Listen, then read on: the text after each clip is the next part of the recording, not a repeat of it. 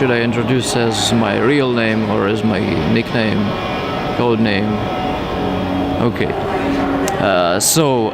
I'm Fox. I'm a former Ukrainian military, and I was in 2013. I was enlisted to the Azov Special Forces Regiment.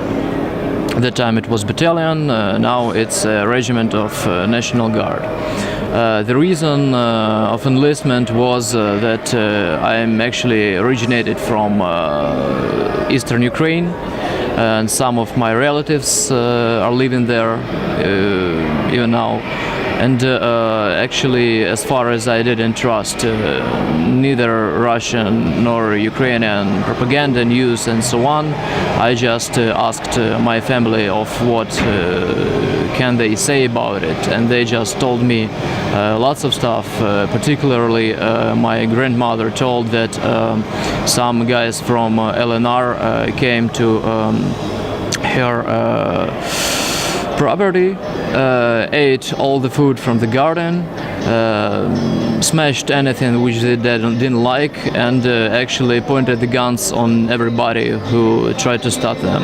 And since that time I just had no doubts about who's right and who's wrong, and also as well as because lots of my friends already were there, I just enlisted the military and went to fight.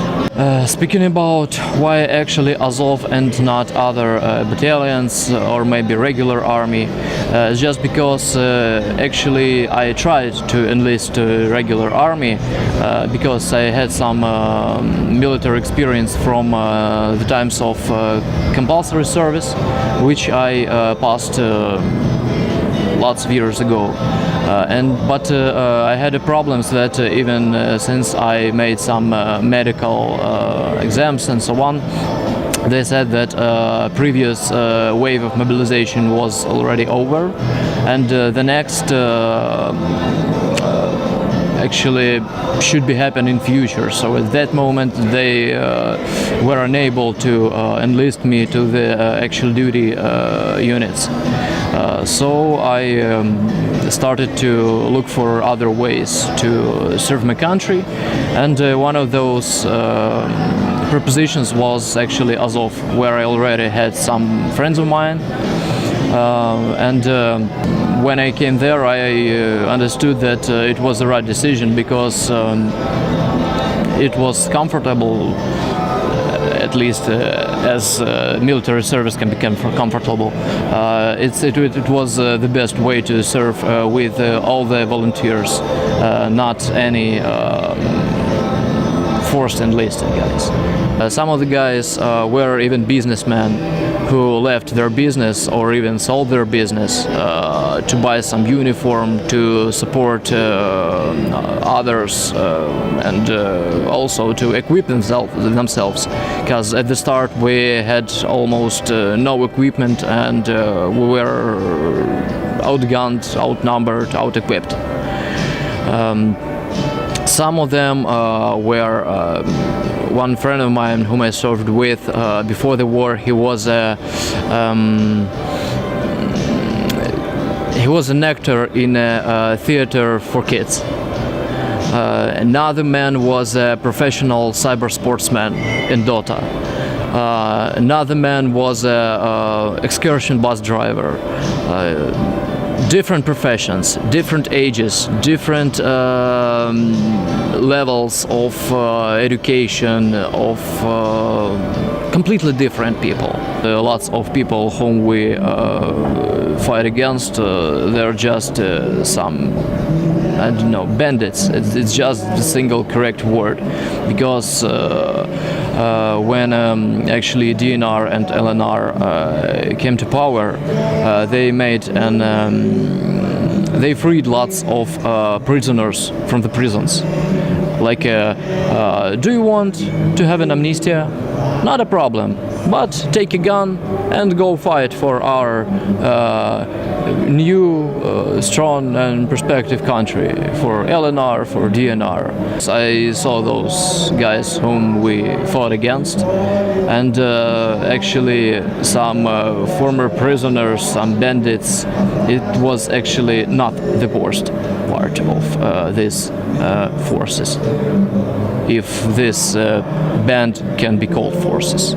Because forces, it's something, I don't know, civilized, organized, and so on, but not those not good people.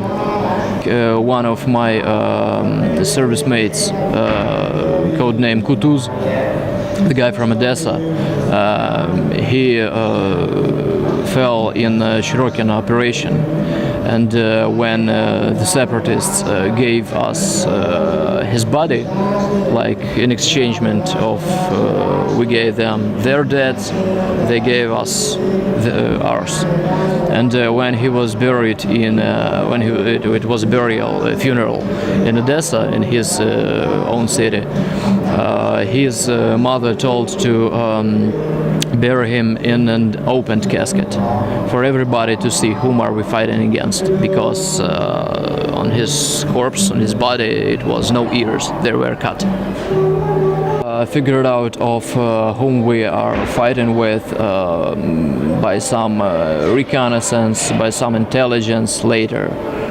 Because when the bullet flies to you, it's pretty hard to figure out of who actually shot the bullet. But sometimes we were able to figure it out much quicker. Like when we've captured prisoners with the documents, with Russian passports, with Russian military passports, IDs, and so on. So we surely realized that we're fighting against real professionals, which some former miner who was a miner yesterday and today he shots like a pro. It's impossible. As well as when we were accurately shot by artillery, by systems of volley fire and so on, it's obvious as well that the guy who tomorrow he just mined some coal in a coal mine, he won't be able to professionally shoot with an artillery battery, to aim it, to hit it, and so on. It's impossible. You should be professional. You should be trained. And actually, those trained guys were from. Try to guess which country.